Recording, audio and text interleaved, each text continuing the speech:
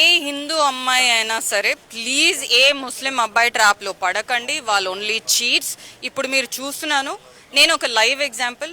10 years ఒక చదువుకున్న మూర్ఖురాల్ని నేను. హిందుత్వం వదిలేసి నేను ఇక్కడ వచ్చేసి 10 yearsగా నేను నరకం చూస్తున్నాను. వాళ్ళు మొత్తం ఫ్యామిలీ కూడా అంతే అండి. మీకు ఎవరు సపోర్ట్ చెయ్యరు. సో ప్లీజ్ అది ఆ సపోర్ట్కి మీరు వెళ్ళొద్దు.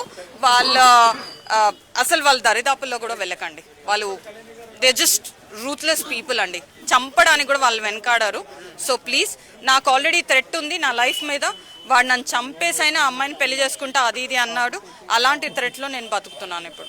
చివరిగా ఎప్పుడు అర్థమైంది మిమ్మల్ని కావాలని ట్రాప్ చేశాడని? ఏ క్షణంలో అనిపించింది? ఆ ఇంకో అమ్మాయి కూడా పెళ్ళయి ఒక కూతురు ఉందండి, అది కూడా సింగిల్ మదర్. ఆ అమ్మాయిని ట్రాప్ చేసినప్పుడు నాకు అర్థమైపోయింది, వీడు ఇలాంటి అమ్మాయిల్ని చూస్తాడు. ఒకళ్ళు పవర్ లేని అమ్మాయిల్ని చూసుకొని వాళ్ళని గ్రిప్లో పెట్టుకుంటే వీడు పవర్తో ఆడొచ్చు. అంతెందుకండి, వీడు నన్నే కొడతాడు అన్నాను కదా, నన్ను కొట్టడమే కాకుండా ఆ అమ్మాయిని కూడా చాలాసార్లు కొట్టాడండి. ఆ అమ్మాయి కూడా వాయిస్ రికార్డింగ్స్ పంపిస్తే అది కూడా ఉంది నా దగ్గర.